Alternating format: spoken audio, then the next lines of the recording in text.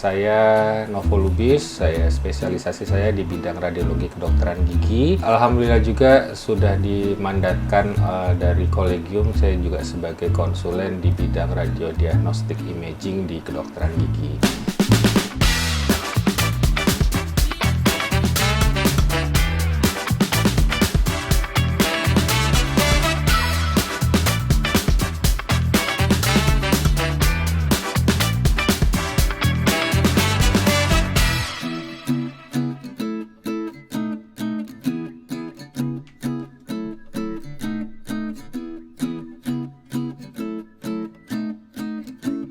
Satu,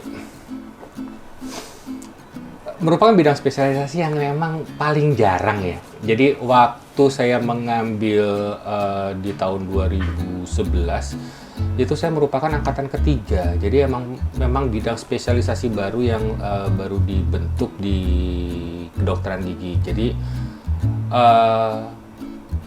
pikiran saya waktu itu adalah bidang kerja saya, nanti lapangan kerja saya itu masih sangat besar sekali, masih cukup luas dibandingkan apabila saya mengambil di bidang-bidang spesialisasi yang memang sudah cukup lama gitu ya.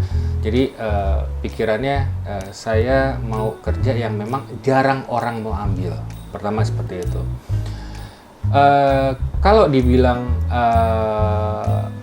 penghasilannya, ya memang ya namanya juga kita baru memulai, ya udah pasti kalau dibandingkan dengan beberapa bidang spesialisasi lain yang sudah cukup lama, ya pasti akan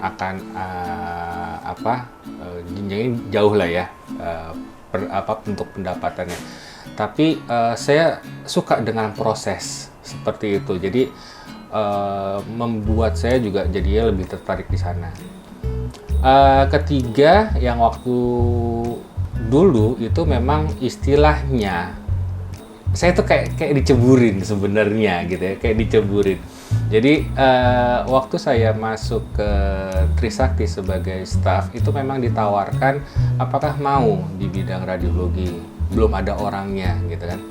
Ya saya juga berpendapat yang sama kan, saya mau ngambil tuh bukan yang umum-umum gitu ya, saya mau ngambil tuh yang jarang. Makanya saya setujui, saya ngambil di bidang radiologi kedokteran gigi, kecebur, ya udah kita nyelam bareng gitu ya, kita nyelam bareng, kita proses, kita bangun si radiologi ini, ya alhamdulillah ya sudah sampai dengan saat ini seperti ini sekarang, seperti itu.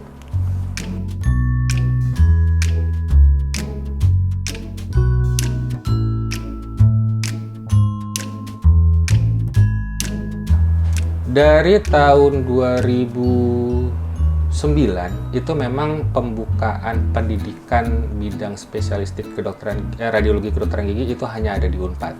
Jadi pertama kali dibuka di Unpad di tahun 2020 kemarin itu baru buka lagi di UI.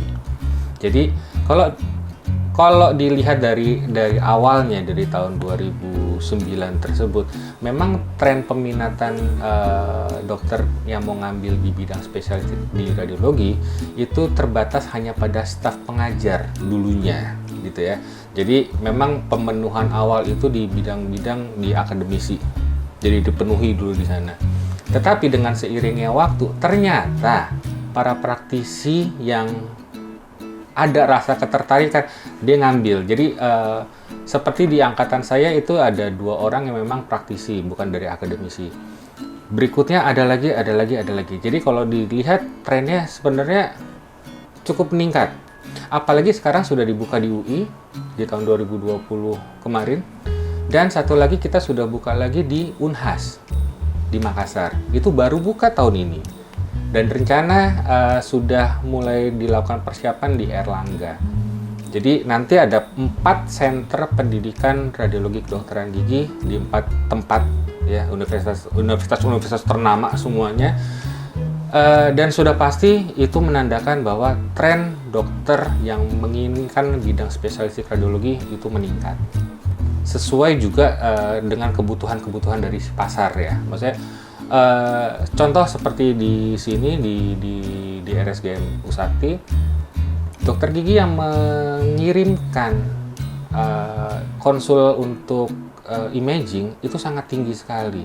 Dan itu juga akhirnya para dokter gigi ini kok enak ya, kerjanya tuh hanya membaca, tidak berkontak langsung dengan pasien. Itu salah satu rasa ketertarikan dari si para praktisi untuk meningkatkan ilmunya. Jadi dia nggak perlu ketemu pasien, hanya membaca foto bisa mendiagnosis seperti itu.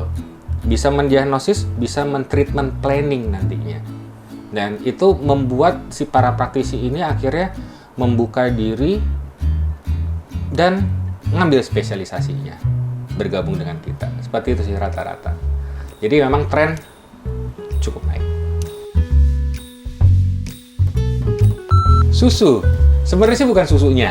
Saya nggak boleh kerja, saya harus istirahat. Dokter umumnya melihatnya seperti ini yang 2 dimensional. Sekarang kalau yang arah 3 dimensional kita seperti ini. Jadi perubahan-perubahan seperti itu yang harus kita cegah.